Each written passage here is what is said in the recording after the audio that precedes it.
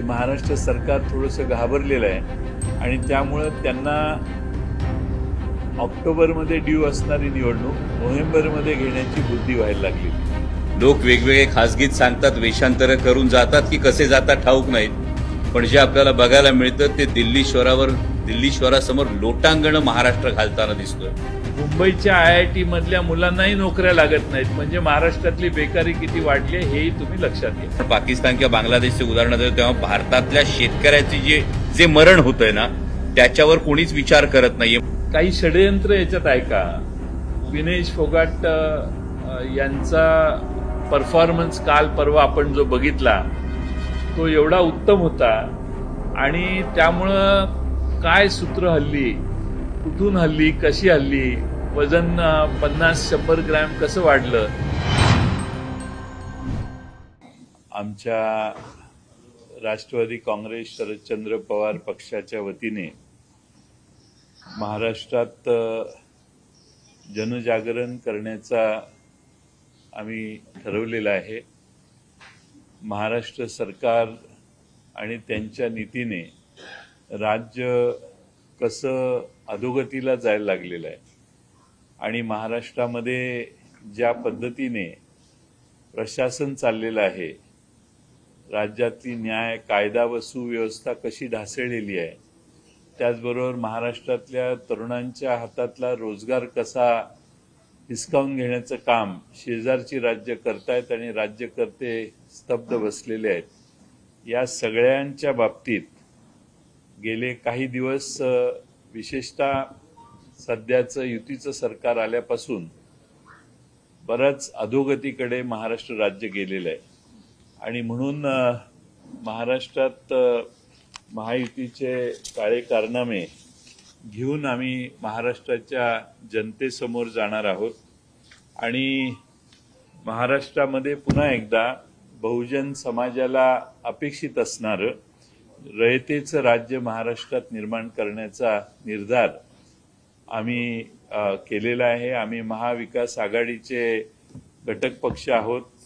राष्ट्रवादी काँग्रेस शरदचंद्र पवार पक्षाच्या वतीनं या निमित्ताने महाराष्ट्रामध्ये रयतेचं राज्य निर्माण करण्यासाठी छत्रपती शिवाजी महाराजांनी घालून दिलेल्या पायवाटेनं त्यांच्या आदर्शाने महाराष्ट्र राज्य पुन्हा एकदा चालवण्यासाठी महाराष्ट्रातल्या जनतेचा आशीर्वाद मागण्यासाठी आम्ही महाराष्ट्राच्या जनतेपर्यंत जाणार आहोत।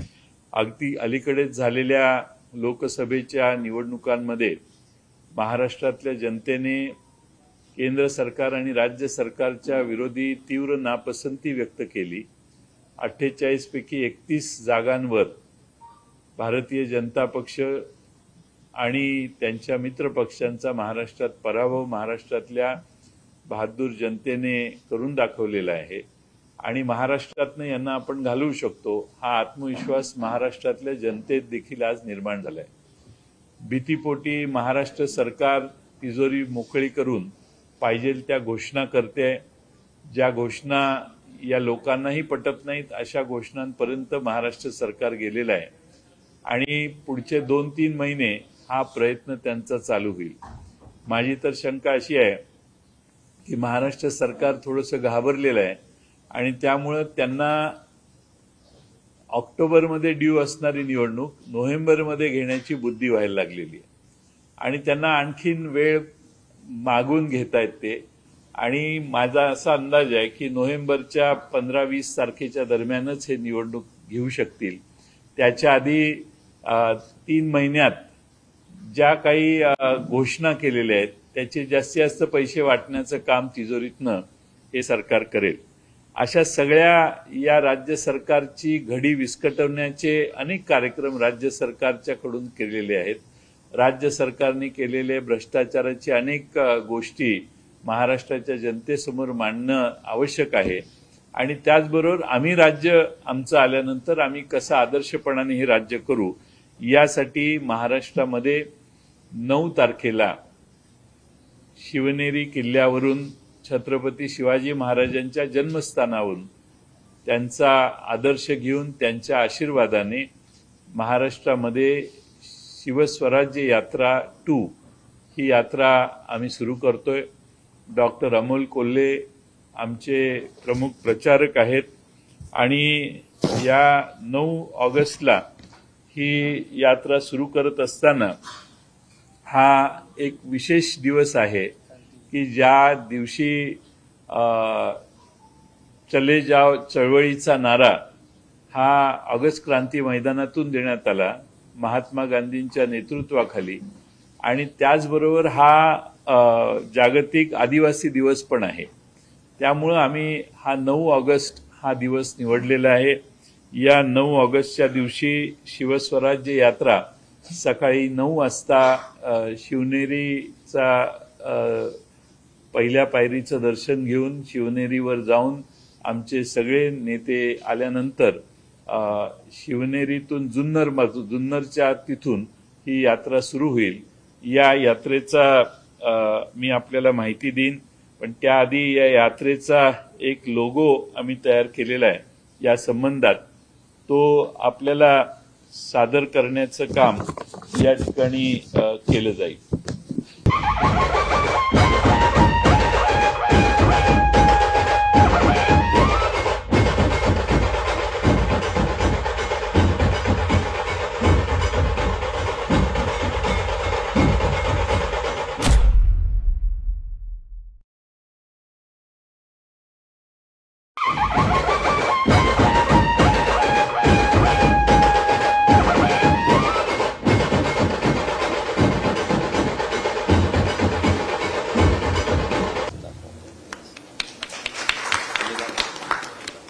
शिवस्वराज्य यात्रा लढा महाराष्ट्राच्या स्वाभिमानाचा ही भूमिका घेऊन आम्ही महाराष्ट्राच्या जनतेपर्यंत जाणार आहोत आणि महाराष्ट्राचा स्वाभिमान टिकवण्यासाठी महाराष्ट्रातलं हे लाचार सरकार दिल्ली पुढे 10 वेळा वाकणारं सरकार दूर करण्यासाठी महाराष्ट्रातल्या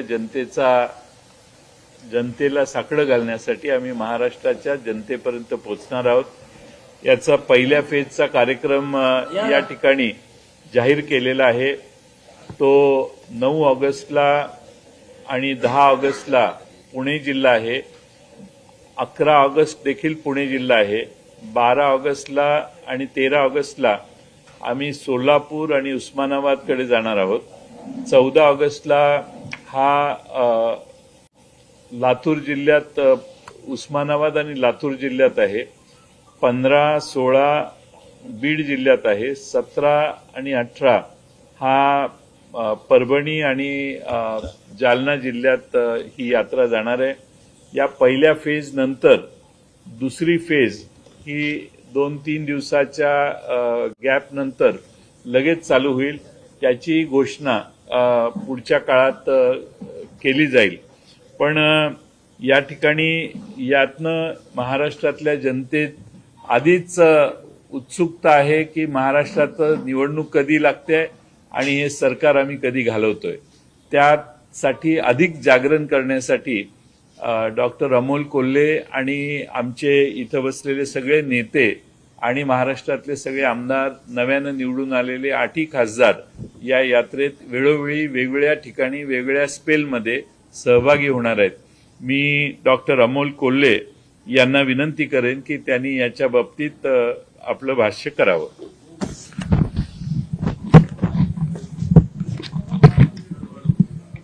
हा माईक आहे ना?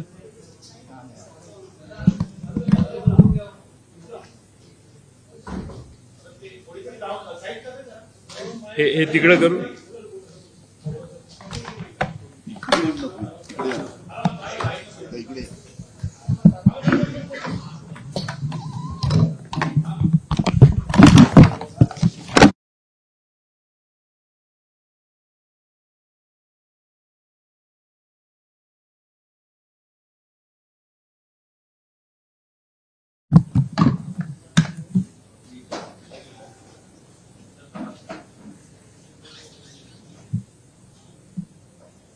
जय शिवराय. ज्या पद्धतीनं माननीय प्रदेशाध्यक्षांनी आपल्याला सगळ्यांना सूचित केलं त्यानुसार राष्ट्रवादी काँग्रेस पक्ष शरदचंद्र पवार पक्षाच्या माध्यमातून ही शिवस्वराज्य यात्रा 9 तारखेपासून सुरू होते आणि महत्वाचं म्हणजे हा लढा महाराष्ट्राच्या स्वाभिमानाचा आहे. म्हणजे आपण कायम म्हणतो की छत्रपती शिवाजी महाराज आपला आराध्य दैवत आहे, आपला श्वास आहेत, आपला प्राण आहे. पण आजही या शिवशंभू विचारांना जागवण्याची वेळ पुन्हा एकदा महाराष्ट्रात निर्माण झालेली आहे. म्हणजे जसं शिवकाळामध्ये आदिल शहाच्या आदेशावरून मुरार जगदेवानं पुण्यात गाढवाचा नांगर फिरवला होता, त्या पद्धतीनं काही मुजोरीमुळे गद्दारी आणि भ्रष्टाचाराचा नांगर हा महाराष्ट्रात सध्या फिरतोय. आणि ही सगळी परिस्थिती बदलण्यासाठी जसं जिजाऊ माँसाहेबांनी सोन्याच्या फाळानं भूमी नांगरली होती, त्या पद्धतीनं पुन्हा या शिवविचारांच्या फाळाने महाराष्ट्रभर ही जनजागृती करणं गरजेचं आहे. कारण आज आपण परिस्थिती पाहतो आहोत ती म्हणजे ज्या छत्रपती शिवाजी महाराजांना आपण आदर्श मानतो त्यांनी दिल्लीपतीला औरंगजेबाच्या समोर मराठी स्वाभिमान काय असतो, महाराष्ट्राचा स्वाभिमान काय असतो ते दाखवून दिलं होतं. आणि आता मात्र सातत्यानं महाराष्ट्रातलं पान जरी हलवायचं असलं तरी सुद्धा लोक वेगवेगळे खासगीत सांगतात, वेषांतर करून जातात की कसे जातात ठाऊक नाहीत. पण जे आपल्याला बघायला मिळतं ते दिल्ली शहरासमोर लोटांगणं महाराष्ट्र घालताना दिसतोय. आताही संसदेचं अर्थसंकल्पीय अधिवेशन झालं. या अर्थसंकल्पीय अधिवेशन झालेलं असताना या अधिवेशनामध्ये जे एनडीएचे घटक पक्ष आहेत आणि ज्या राज्यांमधले त्यांची सरकार आहेत त्या राज्यांच्या वाट्याला काय आलं ते आपण पाहिलं. आणि असं असताना जे दिल्लीश्वरांच्या मर्जीवर आणि त्यांच्या इशाऱ्यांवर महाराष्ट्रात कारभार करतायत त्यांना महाराष्ट्राच्या वाट्याला भरघोस असं काहीच आणता आलं नाही. हा जो महाराष्ट्राचा स्वाभिमान आहे, हा महाराष्ट्राचा स्वाभिमान केवळ राज्याचा नाही, हा इथल्या शेतकऱ्यांचा स्वाभिमान तसाच नाडला जातो. आजही कांद्याचा प्रश्न असेल, सोयाबीनचा प्रश्न असेल, कापसाचा प्रश्न असेल, दूध दराचा प्रश्न असेल, या शेतकऱ्याचा स्वाभिमान नाडला जातो. युवकांच्या भविष्यातले रोजगार हिरावून घेतले जातात, परराज्यात पळवले जातात, युवकांच्या स्वाभिमानाला ठेच लागते. आणि म्हणून हा पुन्हा महाराष्ट्राचा स्वाभिमान ताठ मानेनं दिल्ली समोर उभा करण्यासाठी पुन्हा एकदा महाराष्ट्रातलं हे जनजागरण करण्यासाठी ही शिवस्वराज्य यात्रा सुरू होते. आपल्या सर्वांचं या शिवस्वराज्य यात्रेला तेच पाठबळ मिळेल, कारण हा लढा फक्त एका पक्षाचा नाही, हा लढा महाराष्ट्राच्या स्वाभिमानाचा आहे. आपला महाराष्ट्र ताठ मानेनं उभा राहायला यासाठी आपल्या सगळ्यांचं सहकार्य हे अपेक्षित आहे. आणि माझी विनंती आहे की आपण या शिवस्वराज्य यात्रेचा एक ट्रेलर हा पाहूया.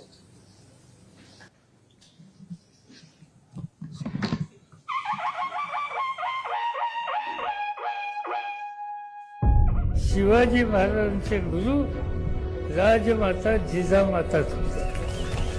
शिवाजी महाराजांचं व्यक्तिमत्व घडवलं ते जिजामातांच्या संस्कारातून घडवलं.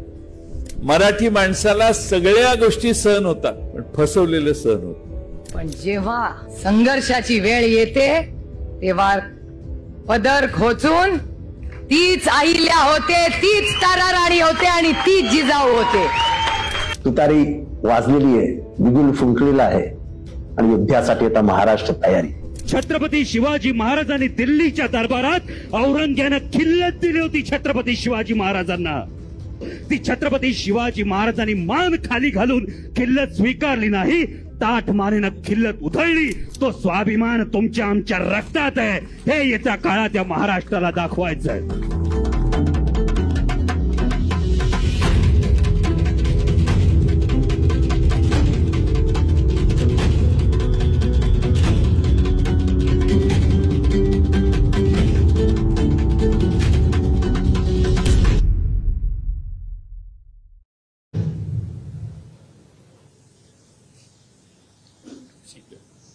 हे सगळं कुठलीही इव्हेंट टीम, इव्हेंट कंपनी न करता इन हाऊस आमच्याच आदिती नलवडे आणि आमच्या सगळ्या ऑफिसमधल्या सगळ्या लोकांनी मिळून केलेलं आहे. आमच्याकडे साधन संपत्तीला मर्यादा आहेत, आम्ही त्यांच्याबरोबर मॅच करू शकत नाही. पण सगळ्यात मोठं या निवडणुकीत यश कशामुळे मिळतं तर मतांमुळे मिळतं. ती जनता आमच्याबरोबर आहे आणि म्हणून हे आमचा जो रयतेचं राज्य आणण्याचा शिवस्वराज्य यात्रेचा मूळ गाभा आहे आणि लाचाऱ्यांना महाराष्ट्रातनं दूर करण्याचा जो आमचा निग्रह आहे तो या शिवस्वराज्य यात्रेत महाराष्ट्रभर दिसेल आणि घुमेल असा आम्हाला विश्वास आहे.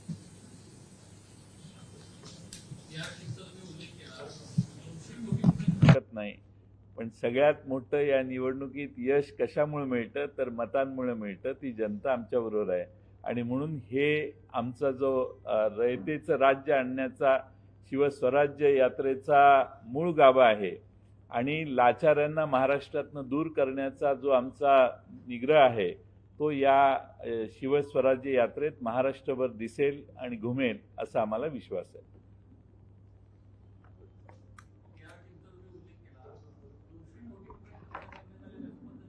असा आम्हाला विश्वास आहे.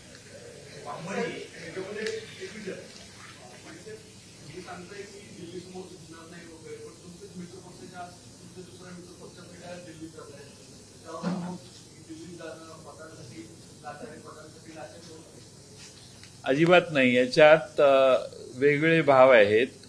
जे आज दिल्लीत आहेत ते सगळ्याच देशातल्या वेगवेगळ्या पक्षांनाही भेटतायत ते.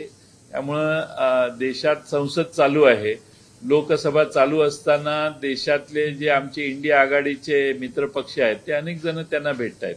त्यामुळे तिला लाचारी समजत नाहीत. पण काही मिळवण्यासाठी सगळं सोडून 10 वेळा जाऊन कुर्निसात करणाऱ्या व्यवस्थेला लाचारी म्हणतात.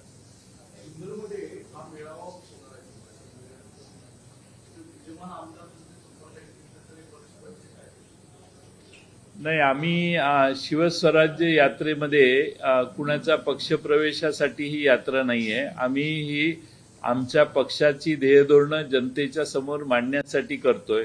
त्यामुळं तशा स्वरूपाची उपक्रम कुठेही आमच्या शिवस्वराज्य यात्रेत बहुतेक कुठं होणार नाही.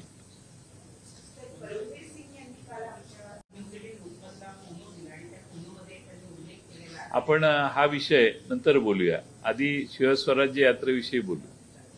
बांगलादेशी नागरिकांना पीएमची असणे नको होत्या, त्यांना मोदी सरकारने अमेरिकेच्या आदेशानुसार भारताला या बांगलादेश प्रकरणावरती तुमचं व्यक्तिगत मत काय आहे आणि आपल्या पक्षाची नेमकी काय? माझं तेच म्हणणं, आधी शिवस्वराज्य यात्रेवर बोलू, नंतर जे इंटरनॅशनल टॉपिक्स आहेत, नॅशनल टॉपिक्स, यावर आपण चर्चा करू. त्याच्यात एक मध्यंतर घ्यावं लागेल. नंतर मग थोड्या वेळाने काय बोलायचं ते बोलू. माध्यम गाड्या गुढे वाहून जाताना असं चित्र दाखवत आहे. सरकारी यंत्रणा असक्षम ठरलेली आहे. या बाबतीत आपल्या पक्षाची काय भूमिका आहे? कारण की माध्यम त्या गुढडोरांना माणसांना वाचवतानाचे चित्र कुठं दिसत नाही. चंद्रभागेच्या तीरामध्ये वारकरी धोका असताना उतरत आहेत. इथंही काही सुरक्षेच्या यंत्रणा नाहीये. या राज्यातल्या एकंदर या राज्याच्या बाबतीत आपली काय भूमिका आहे? राज्यकर्ते सध्या प्रशासनाकडे लक्ष देतच नाहीयेत. महाराष्ट्रातल्या जनतेची सुरक्षितता, महाराष्ट्रातल्या जनतेत दुर्लक्षित केल्यामुळं डेंग्यू आणि मलेरियाचे एवढे रोगराई पसरलेली आहे महाराष्ट्रात. या सगळ्या गोष्टींकडे सरकारचं दुर्लक्ष झालेलं आहे आणि त्याचसाठी आम्ही ही शिवस्वराज्य यात्रा हे सरकार राज्य करण्यासाठी पात्र नाही, अयोग्य आहे हे सांगण्यासाठीच तर शिवस्वराज्य यात्रा आहे.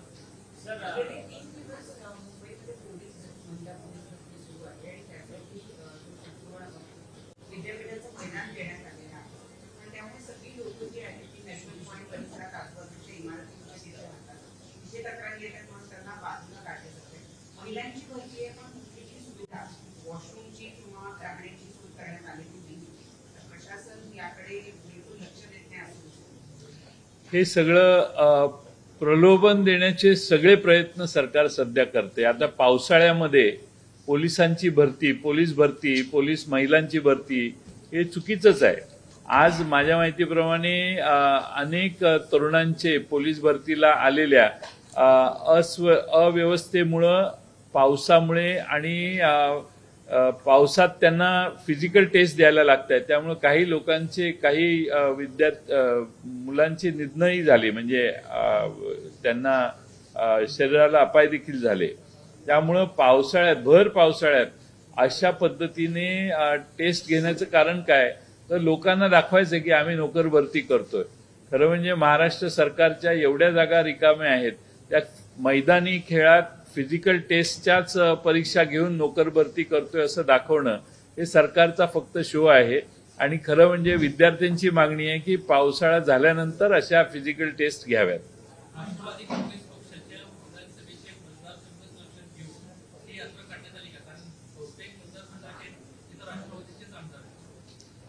बहुतेक सर्व ठिकाणी जिथं आम्ही राष्ट्रवादी लढण्याची शक्यता आहे अशाच मतदारसंघात आम्ही जास्त करून जातोय. काही इतरही मतदारसंघ आहेत, पण बहुतांशी आम्ही ज्या ठिकाणी लढण्याची शक्यता आहे त्या ठिकाणी जास्त आम्ही जाणार आहोत. 10 दिवसाच्या या यात्रेमध्ये रोज 80 ते 90 ट्रक कांद्याचे ते बांगलादेश किंवा इतर राज्यात जातात किंवा देशात जातात, पण बांगलादेशची नागरिक परिस्थिती त्यामुळे पुन्हा एकदा शेतकऱ्यांवर किंवा नाशिकच्या कांदा उत्पादकांवर सावट आलेली याकडे तुम्ही काय बघता आणि मग याच्या अनुषंगाने सरकारला काही सांगता आणि 80 ते 90 ट्रक बॉर्डरवर खरं म्हणजे सरकारने ताबडतोब ते बॉर्डरवरून पास होतील अशी व्यवस्था खरं करण्यासाठी केंद्र सरकारने पुढाकार घेतला पाहिजे.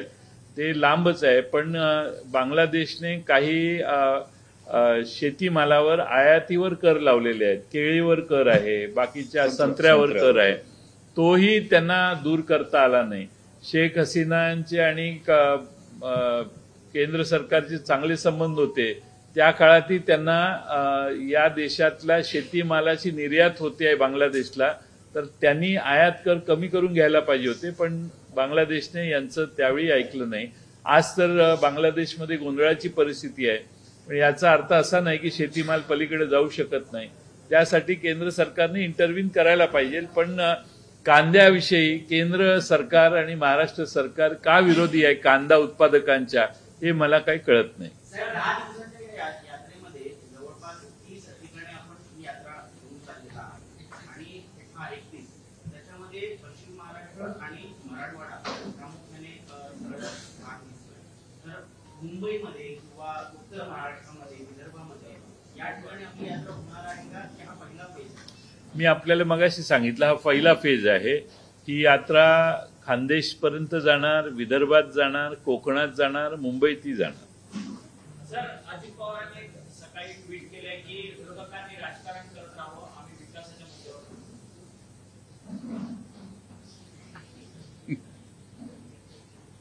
काय म्हटले त्यांनी म्हणजे आता विरोधकांनी राजकारण करत राहावं, आम्ही विकासाच्या मुद्द्यावर बोलू. यात्रेच्या अनुषंगानेच ते बोलले. यात्रेच्या अनुषंगाने सर, दुसरा प्रश्न असा आहे, असं आहे की महाराष्ट्र सरकार ज्या चुकीच्या गोष्टी सांगतंय, विरोधी पक्ष म्हणून महाराष्ट्र सरकारच्या ज्या चुका आहेत त्याच्यावर बोट ठेवण्याचं काम विरोधी पक्ष म्हणून राष्ट्रवादी काँग्रेस शरदचंद्र पवार पक्ष करतोय. आज या सरकारने देशात राज्यामध्ये जे चुकीचे निर्णय घेतले, महाराष्ट्रात बेरोजगारी वाढली, या राज्यावरचं कर्ज वाढलं, महाराष्ट्रातल्या काही अशा गोष्टी या सरकारने दूध उत्पादकांच्या बाबतीत अपेक्षित गोष्टी केल्या नाहीत. कांदा उत्पादकांच्यावर अन्याय झालेला आहे, सोयाबीन आहे, कपास आहे, शेतकरी या महाराष्ट्रात नाराज आहे. यांची मागची काही धोरणं केंद्र आणि राज्य सरकारने घेतलेली, याच्या विरोधी महाराष्ट्र सरकारची भूमिका आहे. आणि असं असताना आज महाराष्ट्रामध्ये प्रचंड नाराजी या सरकारच्या विरोधात आहे. आणि म्हणून मला असं वाटतं की आमची यात्रा हे जागरण करेल. विकासावर बोलण्यासाठी या राज्य सरकारला काही नाही आहे. पैसे वाटणे हा कार्यक्रम आहे, हे 2-3 महिने करतील. या सगळ्या योजनांचं सुसूत्रीकरण करण्याची जबाबदारी आमचं सरकार आल्यावर आमच्यावर येणार आहे, याची आम्हाला जाणीव आहे.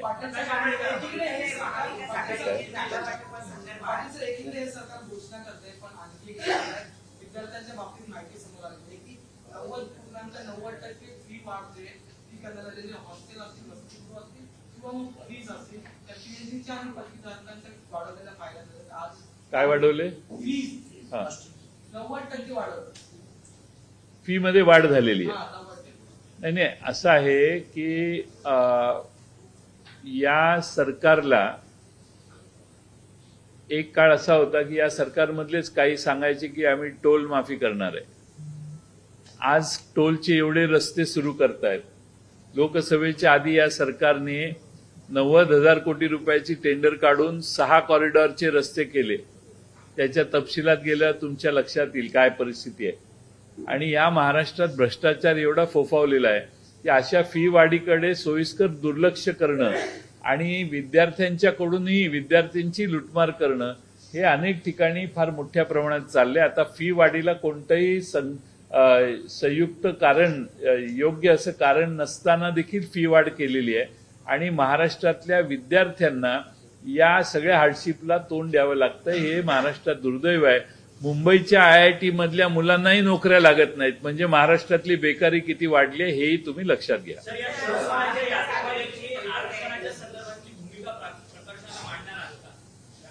आता सगळ्या गोष्टी आज इथं सांगणं योग्य नाही. आमच्या यात्रेत तुम्ही सहभागी काही अंशी व्हाल त्यावेळी तुम्हाला हे सांगण्याचा प्रयत्न करू. आम्ही आता सगळ्या गोष्टी डिस्क्लोज इथं करणार नाही. आम्ही हळूहळू आमचा प्रवास आहे त्यावेळी एक एक गोष्टी आपल्यासमोर मांडू. कोण काय म्हणतात हे आज महत्वाचं आमच्यासाठी नाही. शिवस्वराज्य यात्रेत महाराष्ट्राचं जागरण करायचा आमचा निर्धार आहे.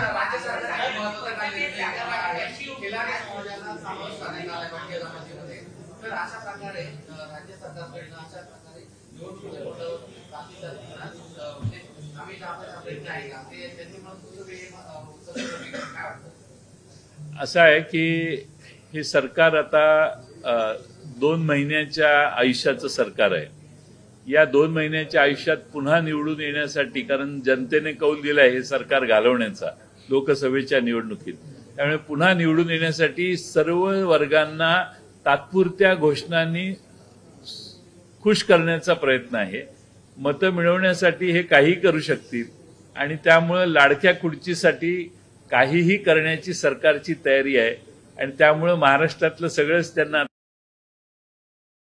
लाडकं सध्या वाटतंय. ज्या लोकसभेच्या आधी बहिणी लाडक्या नव्हत्या त्या आता सगळ्या लाडक्या झाल्या. का तर लोकसभेचा निर्णय याच्यामुळे त्यांना सगळ्यांना जाग आली आहे. अशा सगळ्या लोकप्रिय घोषणा आता चालू आहेत आणि या पद्धतीनं महाराष्ट्र पुन्हा जिंकण्याचं स्वप्नही बाळगतायत. महाराष्ट्रातली जनता रयतेचं राज्य आणण्यासाठी महाविकास आघाडीलाच विजयी करेल हा आम्हाला विश्वास आहे.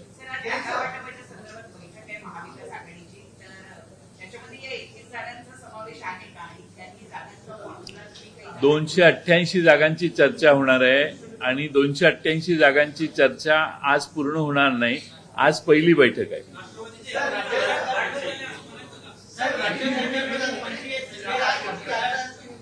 मला एक मराठी आधी करू.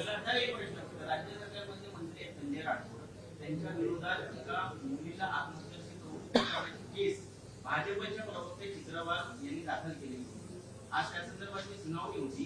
त्यांच्या वकिलांनी सांगितलं की आम्हाला ही केस मागे घ्यायची आहे. कोर्टाने त्यांना जाब दाखवलेले दाखल होलेले आहे की पीआयचा अशा पद्धतीनं दुरुपयोग तुम्ही तुमचे स्टँड बदलता जसे सरकार बदलतं या संदर्भात काय बघा.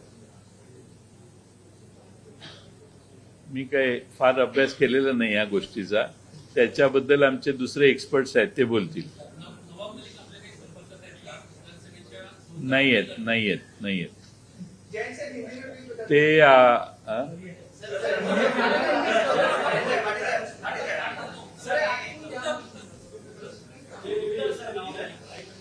नाही, ते आमच्या संपर्कात नाही आहेत. माझ्या तरी संपर्कात नाही आहेत आणि ते काही संपर्क आमचा नाही आहे त्यांच्याशी. अरे हमारी पहली मीटिंग आज होने वाली है. उसके पहले ये क्या के लिए एक सवाल पूछते हो. हम बैठेंगे. महाराष्ट्र में सवाल ये है कि महायुति में जो काले कारनामे वो लोगों को पता पड़ रहे हैं, पड़ेंगे, दिखाएंगे हम. लेकिन महाविकास आघाड़ी का जो निर्णय है वो पहली मीटिंग आज हम कर रहे हैं और आज शिवसेना के प्रमुख नेता दिल्ली में है. इसलिए आज की मीटिंग होने के बाद और 2-3 बार मीटिंग हो सकती है. पूरा निर्णय हमारा आस्ते आस्ते हो जाएगा. सर, भारतीय कुस्ती परिषद उमेश फोगाट यांना आता पुन्हा एकदा आघाडी यावं लागत आहे.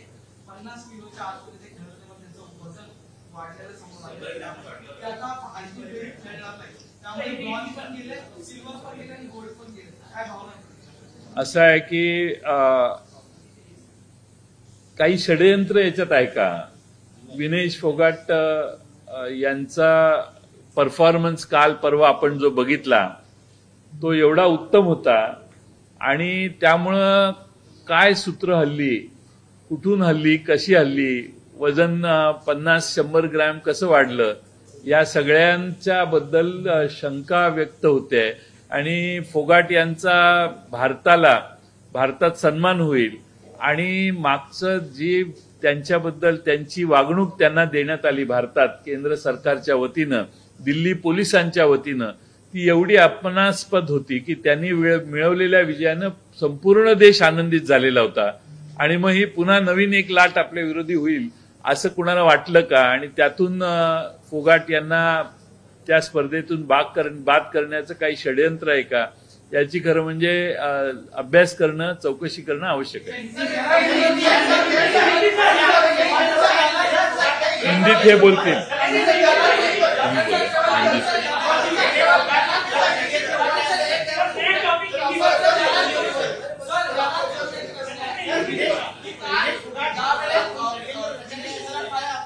तो शांती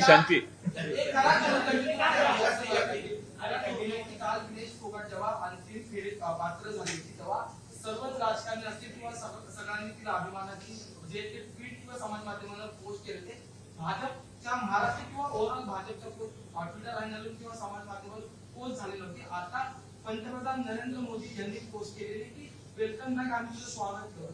तसं बघतं ते याकडे काय जेव्हा ती अंतिम फेर झाली तेव्हा जल्लोषाचं वातावरण होतं आणि तेव्हा भाजपकडून प्रतिक्रिया झाली नव्हती आणि आता मोदींनी पुढाकार घ्यायला पाहिजे होतं, तर तिला पुन्हा या असं म्हटलं जातं.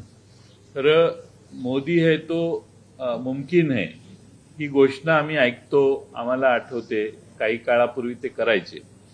आता विनेश फोगाट यांना ऑलिम्पिक खेळून ब्रॉन्झ, सुवर्ण पदक, जे काही पदकं ती मिळू शकेल तिथपर्यंत पोहोचवण्यासाठी मोदी है तो मुमकिन होना चाहिए. तर मोदींनी काही करून विनेश फोगाट यांचं तिथं अप्रुव्हल करावं. त्यांच्या जे काही त्यांना बाद करण्याचा प्रश्न आहे तो त्यांनी त्यात हस्तक्षेप करून सोडवला पाहिजे. एवढी उत्तम हे कुस्तीपट्टू असताना तिला मागे यायला लागणं हे भारताच्या दृष्टीनं लाजिरवाणं आहे.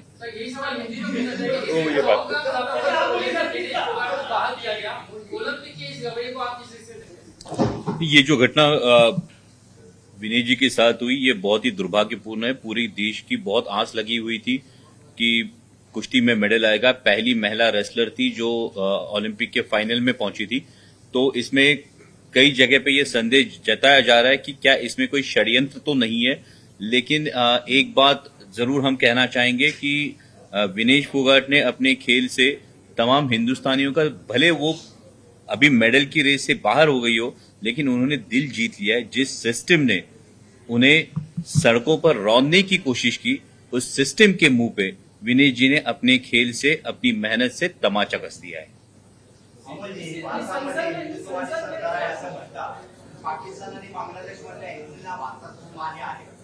आधी आपण पाकिस्तान आणि बांगलादेशमधल्या हिंदूंना वाली याच्या आधी मुळात मगाशी कांद्याचा जो प्रश्न होता त्यातली एक जर आपण परिस्थिती बघितली तर भारतीय सरकारनं 40% निर्यात शुल्क लावल्यामुळे पाकिस्तानचा कांदा आज $385 आसपास हा जागतिक बाजारात विकला जातो. पण भारतीय कांदा हा जवळपास $650 वर भाव जातो आणि त्यामुळे भारताची कांद्याची निर्यात ही 10% खाली आलेली आहे.